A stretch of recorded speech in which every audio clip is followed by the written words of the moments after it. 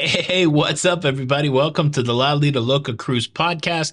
I am your host, Tony, here with an interesting conversation with Walter from Where's Walter Travel. We chop it up. We talk about cruising. We talk about who is better, princess or celebrity, Virgin Voyages, cruise food, cruise tips. There's a lot in there. And then I think I actually lost some of my nerd cred. Here is my conversation with Walter from Where's Walter Travel.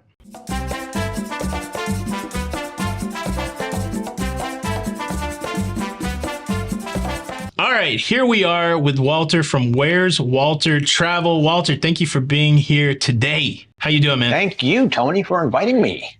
Oh, so glad to have you. How you been doing? I've been doing pretty well. We're just booking like crazy. You know, cruising is like off the rails right now, crazy. Yeah, it's surprising, right? I mean, you make a good point. We're 18 months since the big event that shut down cruising. And that's what I always like to ask people in the travel business. What are you seeing? So cruising's coming back strong. You're seeing people with a new interest, people that have cruised before or people that are brand new to cruising. What's coming your way? Well, with me, I think because, like with my TikTok and YouTube, that I've always focused on giving people what I call honest information so they can make an informed decision. Because, there's so much misinformation out there about what cruising is all about. And a lot of first timers have gravitated towards me because they're like, oh, this guy seems to know what he's talking about. And cruising, honestly, it can be very confusing when you first get into it. So I'm definitely seeing a lot of first timers.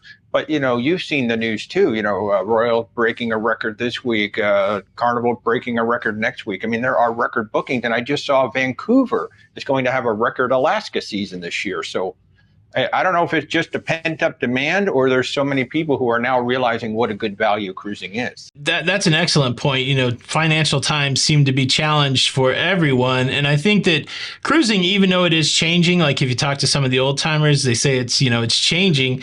But I do believe it does offer the best value for your vacation dollar. Every time I travel and it's not a cruise, I'm always annoyed that I have to pay for every lunch and every dinner and every form of entertainment. And so I would agree. I think that's why a lot of people are cruising and interested in cruising. Let's get into your origin story. This is the thing I'm interested in as I'm talking to people. The cruising origin story. If you were a cruising superhero, Walter, which you are, can you break down? Hopefully, Walter's your real name and it's not some assumed identity. What is your cruising origin story? Oh man. Wow. So, my real origin story, I used to work in television and film broadcasting for almost 30 years. But my cruising origin story starts back in 2006 when I absolutely positively did not want to go on a cruise. It was our 10th wedding anniversary. Not only does Rebecca book a cruise, she books a 14-day back-to-back. This is our first cruise. Your first cruise is a 14-day back-to-back? 14-day back-to-back on the Caribbean Princess because Rebecca is still a huge Love Boat fan. So it had to be on the Love Boat. I don't want to go. And so she finally puts down an ultimatum and says, I'm going. You can come with me or not. I'm like, all right, I'll go on this stupid ship. We'll get it over with. And the third day in, we booked our second and I think our third cruises. Just 3 days in, it hooked you, huh? What if you can take yourself back all those years, what hooked you so quickly when it came to cruising? When I realized that the hotel moves and I don't have to get in a car. If I want to have something to eat, I don't have to get in a car. If I want to go see a show, I don't have to get in a car. If I want to, whatever I wanted to do, I didn't have to get in a car. And if I wanted an extra drink or two at night, I didn't have to worry about driving back to the hotel. I was like, holy crap, everything is like right here. This is amazing. And then just, being out on the ocean. I've been a fisherman since I was a little kid. We used to go out, and go fishing and whatnot. And it was just almost like a bigger version of that. But just the convenience of having everything right there. And then you start doing the math of what we spent on this versus what we spent on Disney World, a couple of years earlier. And you're like, holy cow, we can go on 5 cruises for what we spent, in Disney World. So. Yeah, absolutely. So you started back, you said in 2006. How many different cruises have you been on? How many different cruise lines have you been on during that period? Do you consider yourself a loyalist or do you like to play the field? What's your approach to cruising? What's the No, number? we've only been, it seems like we've been on a lot more, but we've only been on about 20 so far, but we've been on 8 different cruise lines. Oh, wow. So variety is the spice of life. And I think most of the people who are complaining about cruising, oh, cruising has changed, cruising has changed. Of course it's changed. It's been around for, 100 some years. And just even in the last 20 years has changed. But I think the ones who are complaining the most are the ones who are, the diehard Carnival, Royal, NCL, whatever it is, because they've stayed on that cruise line and they've only stayed on that cruise line. And they don't know what they have because they haven't seen what's on all the other ships. Now, we've been on 8 different cruise lines. We have not had a bad cruise yet. There's some that we like more than the other, but I find variety is the spice of life. We did at one point, we did 3 princess, and I think we did 3 celebrities in a row. And I was like, okay, I can't do another princess. I can't do another celebrity. I've got to get on another ship. I want to see what everybody else has. So, I mean, there's like 325 cruise ships out there right now with about another 70 coming in the next 5 years. I want to see what all these ships are about. I think we might be cut from the same cloth. I went my first 30 cruises without repeating a cruise ship for that very same reason. Very quickly, when we started, I was a reluctant cruiser. Again, like I said, we may be cut from the same cloth. I was forced to go on my first cruise. I loved it almost immediately. And we did do several Carnival cruises when we first started, but very shortly after that, I wanted to try something different because I was definitely seeing these other cruise ships in the ports going, wow, I wonder what's on that ship, or I wonder what the food is like over there. And so that's completely it. So out of your cruises, which cruise line would you say that you've cruised on the most? Princess and Celebrity right now are the 2 that we've cruised the most. In fact, our most recent was the Sky Princess a few weeks ago. Our first time on a Royal class. Holy cow. Just like you, Tony, our very first cruise back was a Thanksgiving cruise on NCL. We were on the Escape, and man, we only had 1,800 people on a ship for 4,500. So that was heavy, first of all. That's nice, yeah. That's limiting. Yeah, but the Sky Princess was sitting there in St. Thomas, and I was like, oh my God, I want to go on this ship very, very badly. So, and it's just like you see the ships. We were in St. Thomas again on the Symphony of the Seas, and there was the Beyond. And I was like, oh my God, look at that ship. I hadn't seen it in person yet.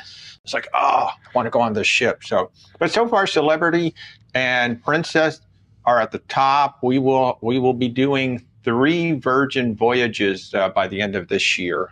Oh, nice. And MSC is one of the few cruise lines we have not been on yet. So I hope by May or June, we're going to get on MSC to try them out. Yeah, MSC is a cruise line that intrigues me quite a bit. I had an interesting experience on the MSC Meraviglia shortly after the cruise restart, and I think it turned me off to MSC for a little bit.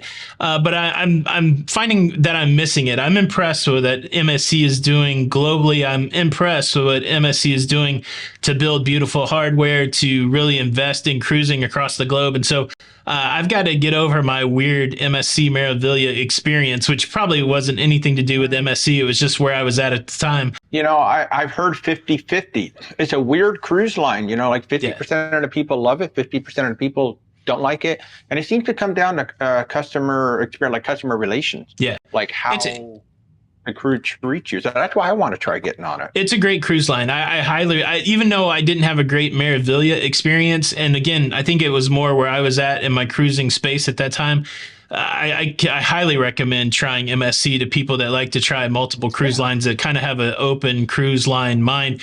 Yeah, I hear you talking passionately about the cruise ships, and the question that comes to mind is: are you someone who cruises just for the cruise ships? Are you someone who wants to go to certain ports of call? Are you motivated by price? When it comes to the time to choosing which cruise you're going to go on, what's your main motivator? Wow. So in the Caribbean, it's more about the ship. Because we've been to a lot of the islands multiple times. So if I'm choosing an itinerary in the Caribbean, I really want San Juan to be on that, and I would really love to have like St. Thomas and St. Martin if we can. If I'm just picking for the itinerary, but otherwise, like the Symphony of the Seas, we chose that specifically. It was originally the Odyssey of the Seas, but they shortened the cruise by one day and took away Coco Cay, and we hadn't been to Coco Cay since it had all been redone.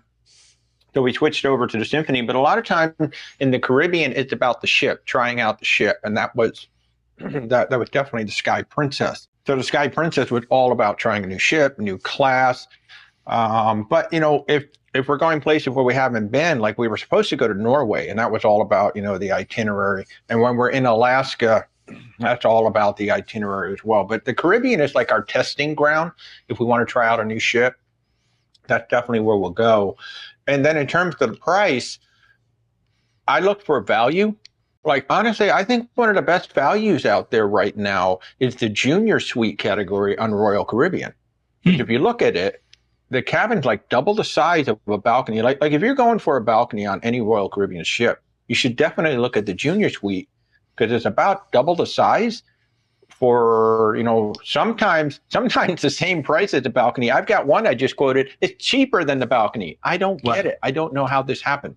But in general, it might be less than $500 more than a balcony, but you're getting twice the cabin. So, in terms of value, we just, I don't even know how I would even classify the value, but on the Sky Princess, we went for the interior cabin because we'd never tried one before, to be honest with you. I know you tried a studio recently on NCL. Yeah. And what we found on the Sky Princess, it was the same cabin as the balcony, without the balcony. It was like just a little bit shorter. That's a great answer. I think we are cut from the same cloth, because I will go to San Juan, St. Martin, and St. Thomas any chance that I get. Those are my favorite ports in the Caribbean, and I'm definitely more port centric when I go to places that are outside the Caribbean. So when I go to Alaska, I'm very excited. I'm 72 days away from my first adventure to Europe. So I'm going on a British Isles cruise on the Regal Princess. So I'm very excited about that. And I'm very excited about the ports, more so excited about the ports than the ship. I was fortunate this year to be able to go to Australia. So it's I've had some really cool adventures because of cruising, and I'm looking forward to very jealous, my friend. Future. Very jealous. Just to put it in context, though, you are located in Florida. You have a lot of access to cruise ports, right? We're in the Orlando area, so yeah, I got Port Canaveral's 50 minutes away, literally. I think my favorite sailaway is actually Fort Lauderdale, because I love those. I love the big condos on the side. As you're going out, there's usually people waving the cruise flag and stuff.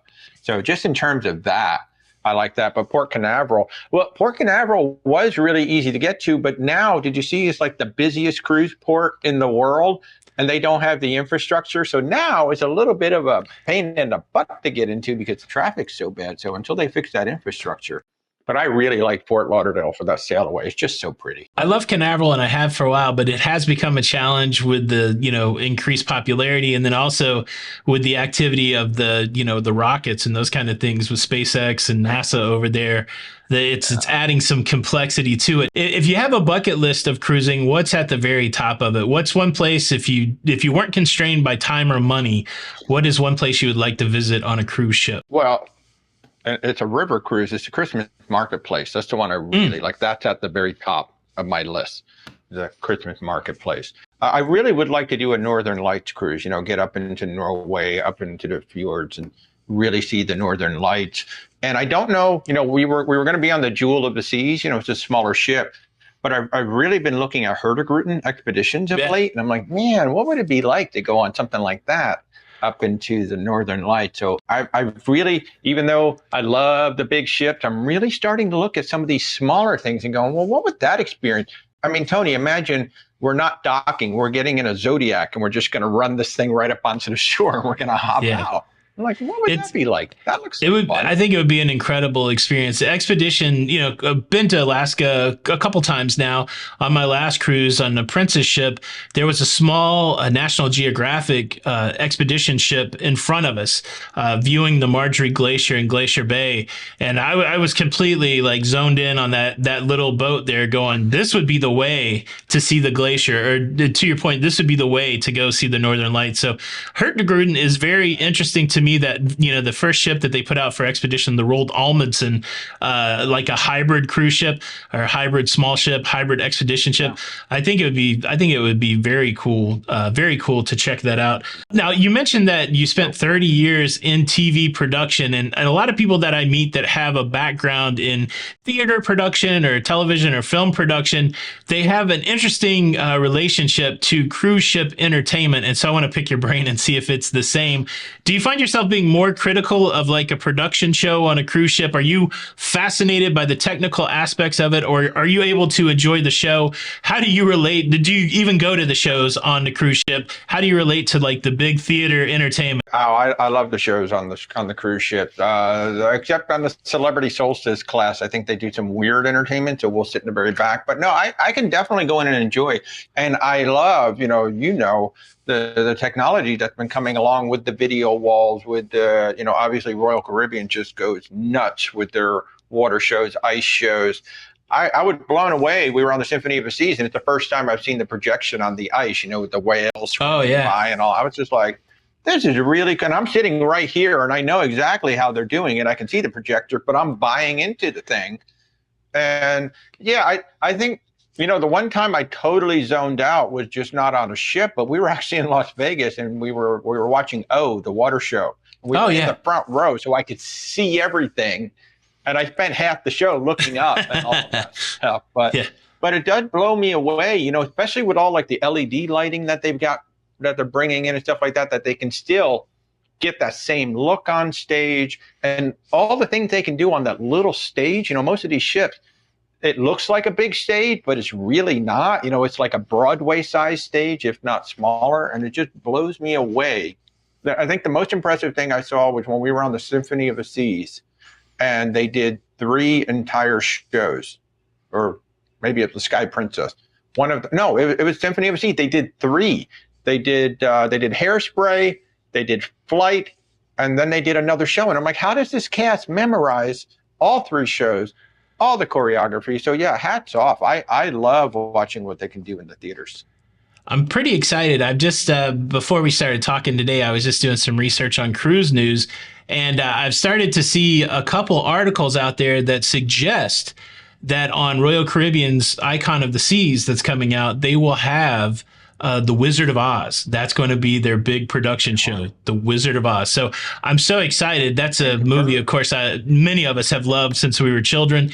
That's going to be fantastic. What's funny is before I started cruising, I would love to go to Vegas. I'd go to Vegas for work conferences, and I'd always try to catch a show. Is one of my favorite Cirque shows.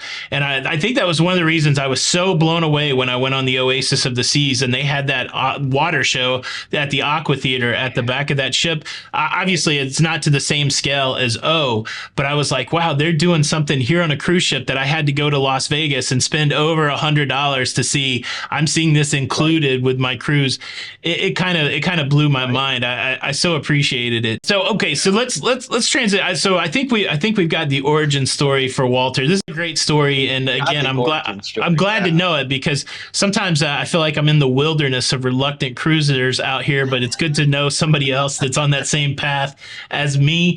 Let's talk about this. So because you've cruised a diversity of cruise lines, one of the common situations in cruising is I would say that Royal Caribbean, Carnival Cruise Line, Norwegian, and possibly MSC are doing a really good job with their marketing. Every video I watch on YouTube right now, I'm getting an MSC ad these days. They're doing a good job of bringing new people into the cruising fold. But, I consider those to be like a tier 1 level of the cruise experience, right? Entry level, right? Now, they can have some elevated, those kind of things, but I think a lot of people come into cruising through Carnival, Royal, Norwegian, possibly MSC. The question becomes, after you've done a couple Carnival, couple Royal, couple, NCL, when you want to move up to the next level, I think of the next level as Celebrity, Princess, maybe even Virgin Voyages. If you're consulting your clients, how do you move them from a Carnival, and where do you suggest that they go to? Like, what kind of conversations are you having, and how are you directing them?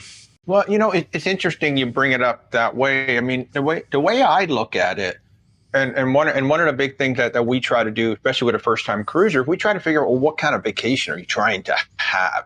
That's one of the big things.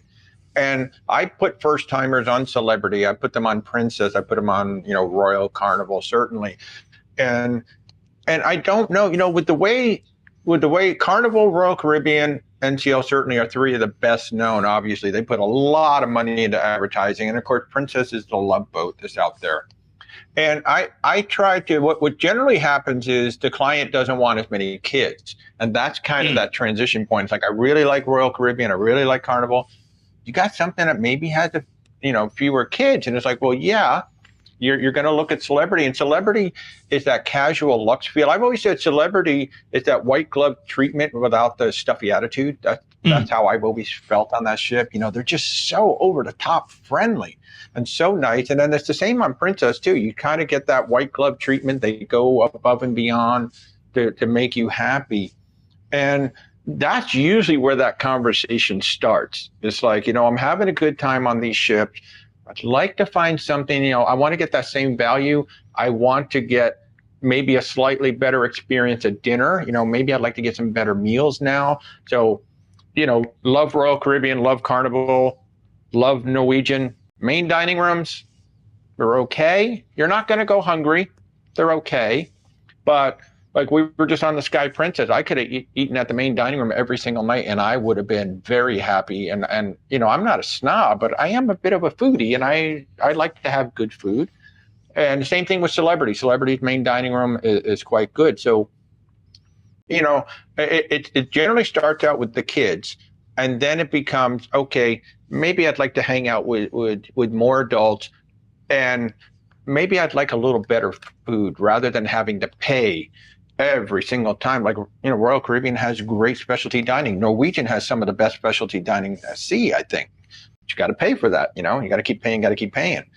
And I think that's where the conversation comes in. And then Virgin comes along and says, you know what? You don't have to pay for anything. We're just Wi-Fi, gratuities, food, soft drinks. Just forget about it. You've already paid for it. Come on and have a good time. And I put Celebrity and Virgin, like, really, I think if you like Celebrity, you're going to have a great time on Virgin.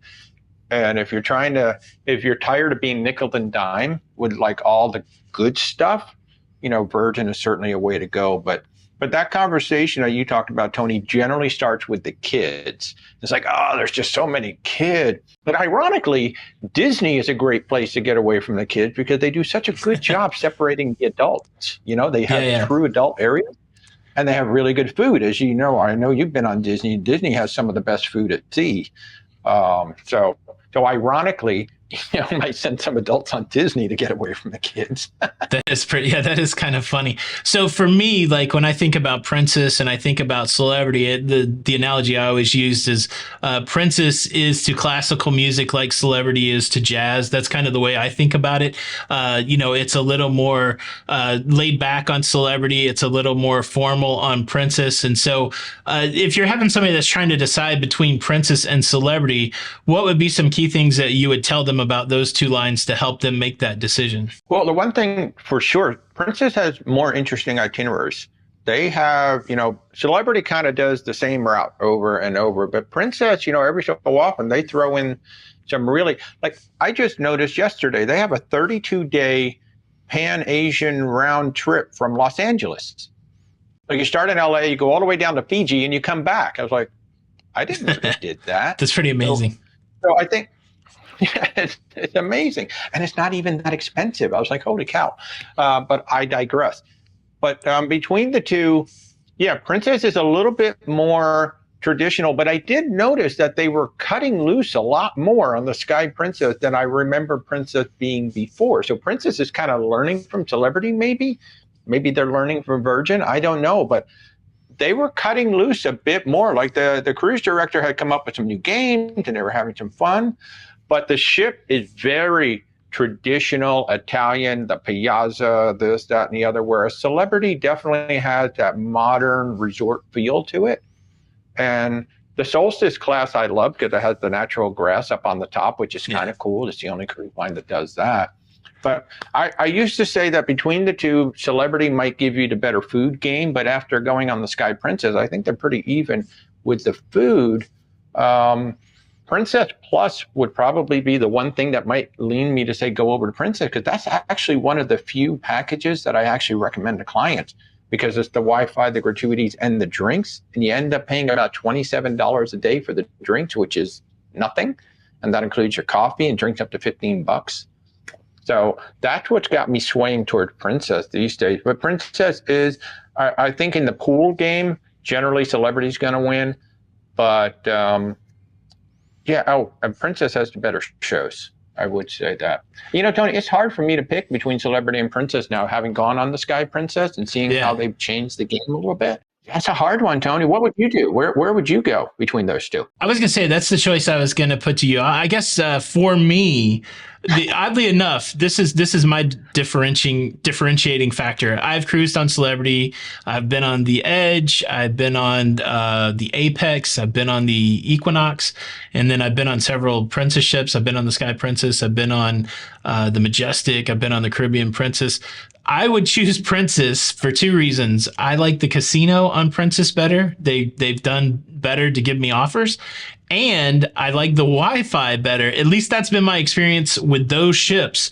Maybe as time goes on and we see more cruise ships get on Starlink, that kind of thing. But I've had a better internet experience on Princess than I have had on Celebrity.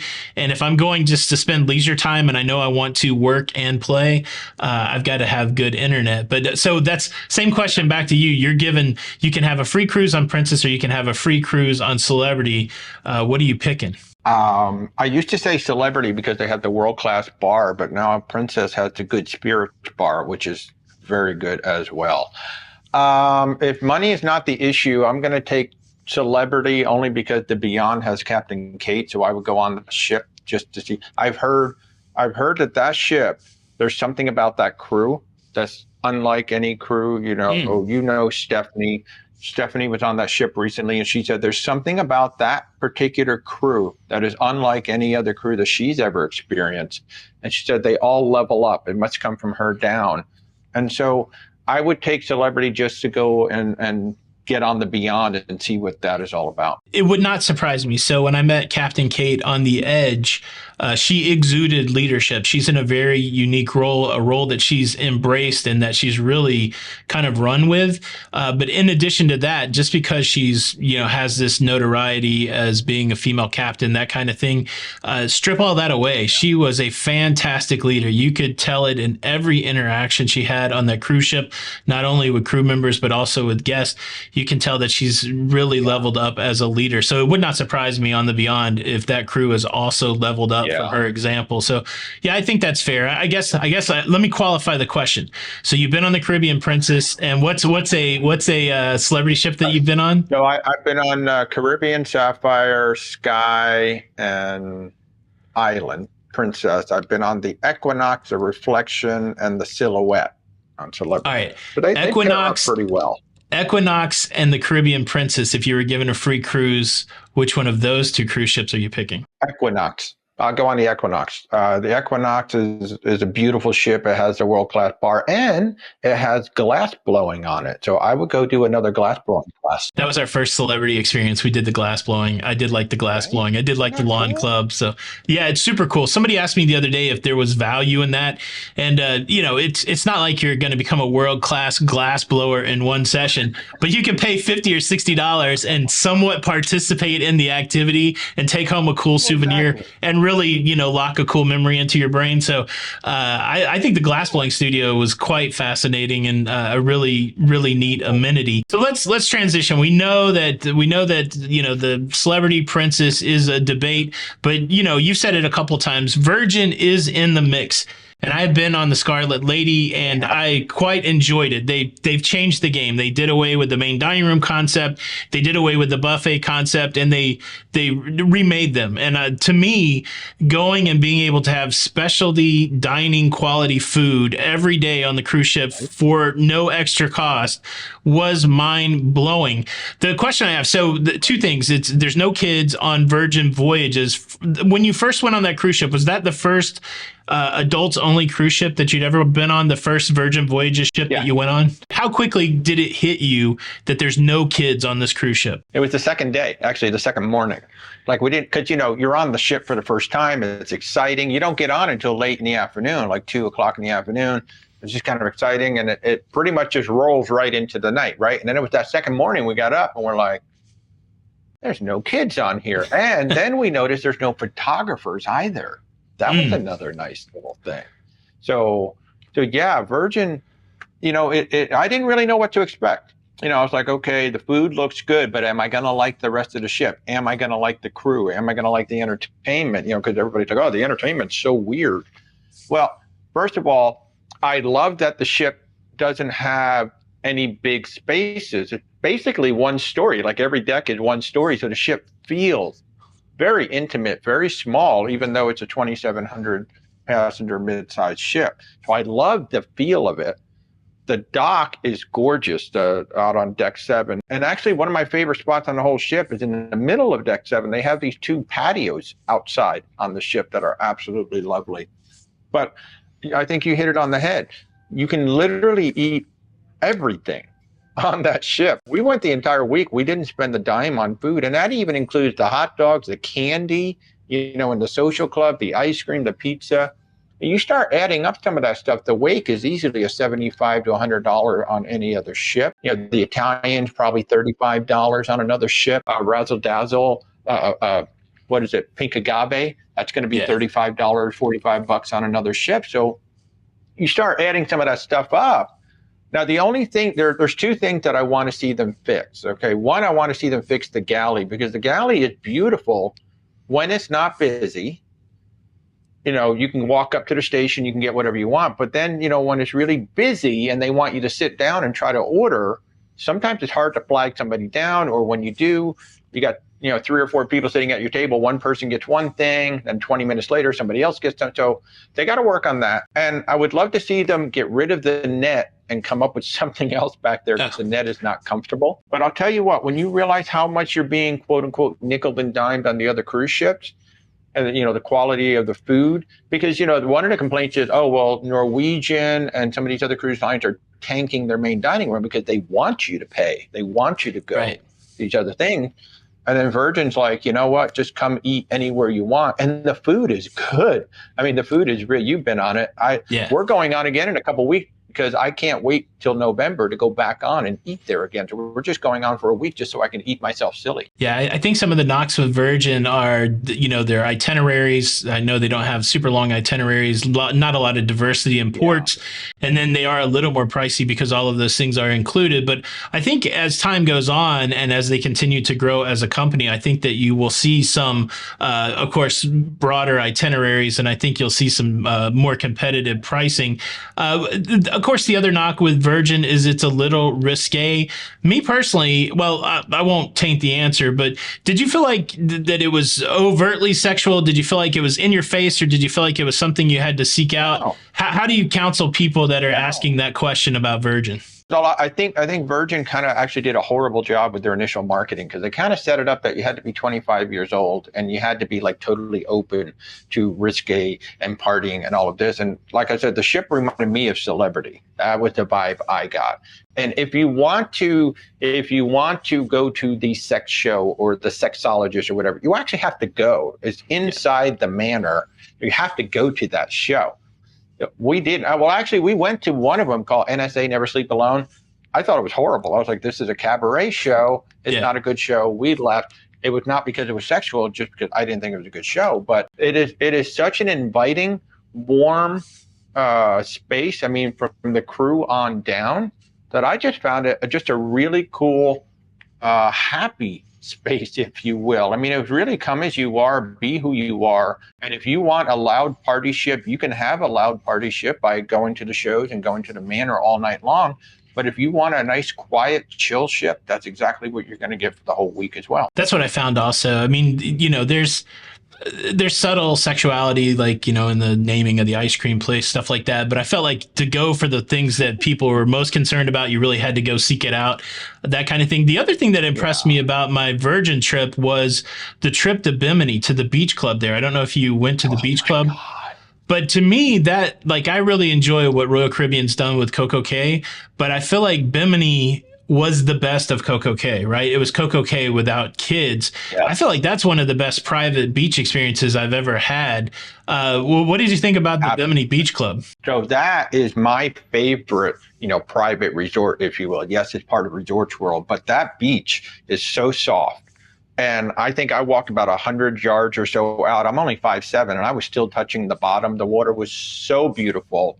Then they got that really fun beach part at a pool party to start up about 2 or 3 in the afternoon. It's absolutely silly and ridiculous. The only knock for me was actually I thought the food was better on the ship than it was there. I thought they were trying too hard to be different when really all they got to do is just serve good beach food, some fried, grilled chickens and grilled burgers, things like that. So they're trying to elevate that food. But as far as the beach club itself, that is my number one favorite spot in terms of a cruise line resort. It is absolutely stunning. You said you have 3 Virgin cruises coming up. Which cruises are you going on with Virgin? We got the Riviera Maya in a few weeks. And then actually we got a group cruise for Thanksgiving. Stephanie's now coming with us. I can't wait for that one. We're going to do the 8-night Eastern Antilles on the Valiant. We've not been on the Valiant yet. And I don't know what the other one is, Tony. Totally blanking. Okay. Hey, no worries. Yeah, the Steph that you're referring to, you guys might know her out there. That's Steph from Sean and Steph, the YouTube channel, Sean and Steph. So, I'm sorry.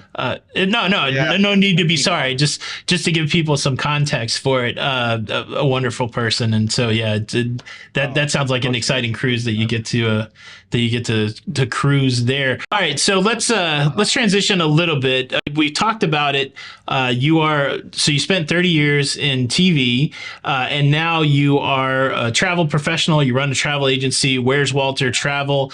How did that transition come about? What do you like about travel versus what you liked about TV production? Are there any overlapping skills? What have you learned in this period where you've transitioned into travel? Tons of overlapping, because the first 20 years I was really hardcore into television production, documentary filmmaking. Got to work with Alton Brown on Good Eats for 4 seasons. That's still the coolest gig I ever did. And then the last 10 years, I actually transitioned into marketing. I was a marketing executive, building creative agencies and things like that. So tremendous overlap coming into travel, with marketing, social media. That's how I blew up the TikTok channel, just by, really concentrating on giving people good value, good information. And then, of course, video production. So I started the Where's Walter, social channel back around 2016, 2017. I just didn't do a whole lot with them. And it was actually my TikTok audience that started asking, can you book a trip for me? I wish you were a travel agent. Why don't you become a travel agent? And I kind of pushed back on it, but right at the same time, I'm not going to go into it, but I had a situation happen where I kind of got brought into a brand new network that never was. And I was kind of drifting there, and I'm 56 years old at the time. And when my audience said, hey, why don't you become a travel agent? Well, I love to travel. We've been doing it for over 20 years on cruising. We've been going to Disney World and other places before that. Rebecca and I really love to get into the details. Like my wife, Rebecca, is a hardcore researcher, planner, this, that, and the other. And I had a travel agent reach out to me from one of these host agencies on TikTok and said, Walter, you're a natural. You should be doing this.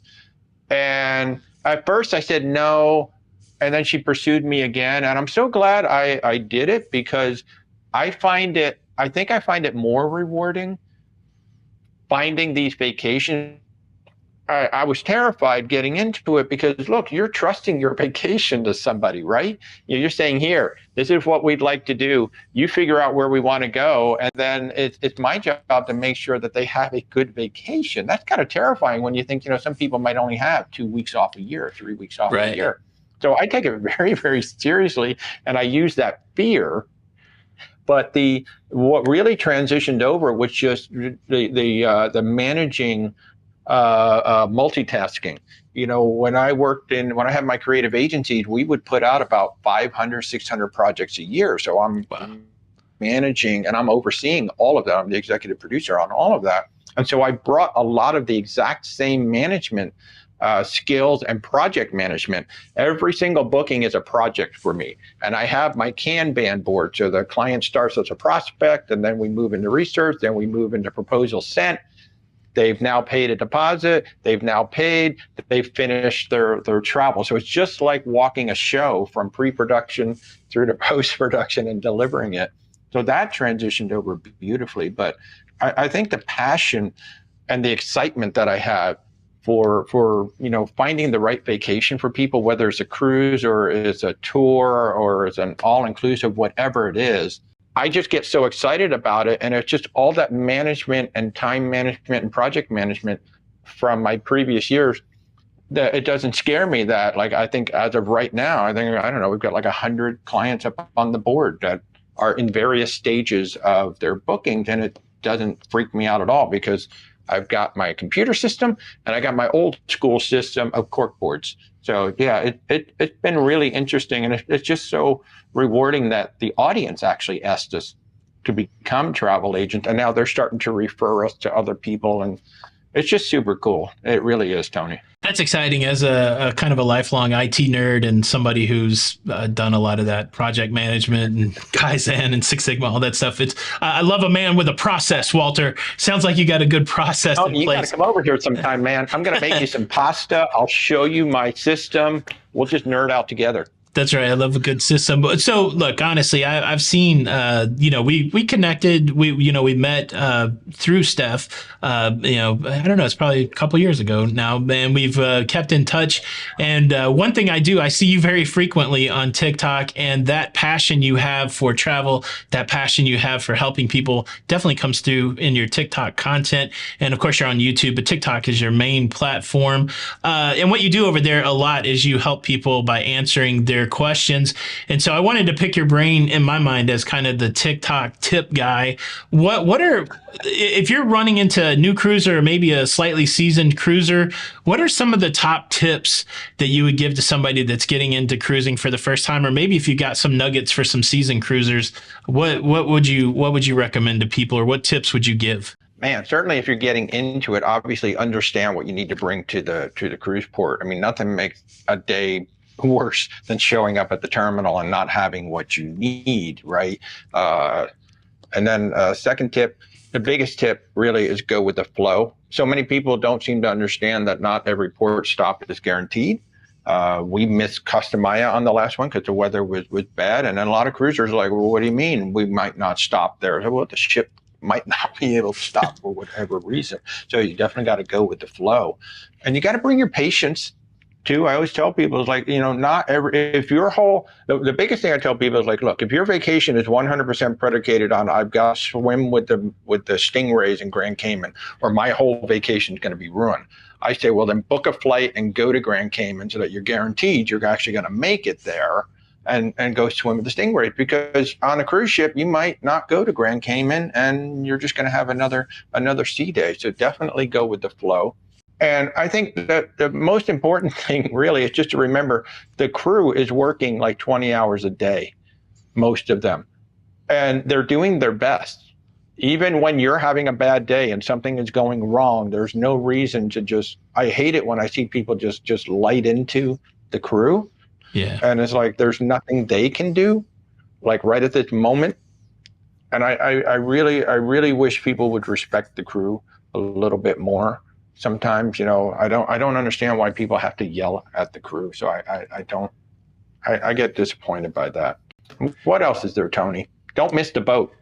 Don't miss the boat. That's great advice. You know whether it's ship time or local time, and do not miss the boat because they will not wait for you. It's like how many, right, Tony? You probably heard, oh, they'll wait for us. Oh, no. No, they're not going to wait. It is an interesting travel type, cruising, because it's really one of the only travel types that you essentially become part of a self-contained community, right? And so you can go to a hotel and it doesn't matter what somebody else down the hall is doing. You're not going to see them. You're not going to run into them. But to your point, trying to treat people well, crew members and other guests, really is a skill that you have to cultivate if you want to be a long-time cruiser, or if you want to be like a decent cruiser, a decent human being. I feel like you got to make sure that you treat other people well. And the examples of people, when people don't do that are glaring. Like we'll see that'll get captured, that'll get talked about. But I think for the most part, people are pretty good community members when they're on cruise ships. But you will see the outliers there. Well, look, those are great tips. Yeah. I do. Let me hit you with a couple more questions. Someone who is a foodie and somebody who likes to have an all-inclusive feel on cruising, what's a land-based restaurant that you like? Maybe a chain, whatever. What's a land-based restaurant that you would love to see on a cruise ship that would be included food that you didn't have to pay for? Is there a restaurant you could eat at 7 days a week on a cruise ship? Oh, man. What would I? You know what? Homecoming at Disney Springs. If that was on a ship, I would be in serious trouble. It's not a chain. You got to come. I know he's got a couple of them. And then there's also the Ravenous Pig, which is local here to Winter Park, but like a really good barbecue. There's okay barbecue on a ship, but they're just not. They keep making up their own barbecues. Like, get one of these places that really knows how to do it and bring it on board.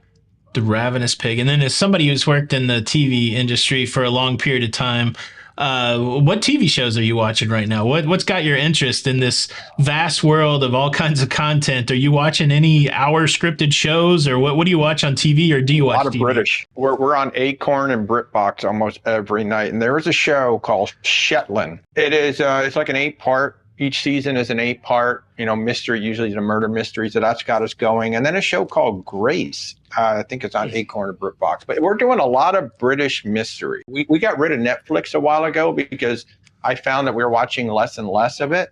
Yeah. And we turned that into Acorn and BritBox. And that's where we're at, man. We're a lot of, Father Brown, obviously. Doctor Who. I'm going to watch Doctor Who anytime that's on. But yeah, who's the best Doctor?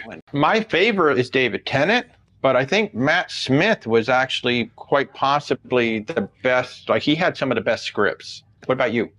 I don't watch it. So I only watched one episode to try to get into it. And it was some weird, it started out, it was the beginning of a season. I don't know if you'll know what this is, but it started out with a blonde haired lady in a department store where the mannequins came to life and started chasing her. I have no idea what season that was. The beginning of the reboot, right? I think that's the beginning of the David Tennant era. Okay. Yeah. Yeah. So I guess that's my favorite. Tyler.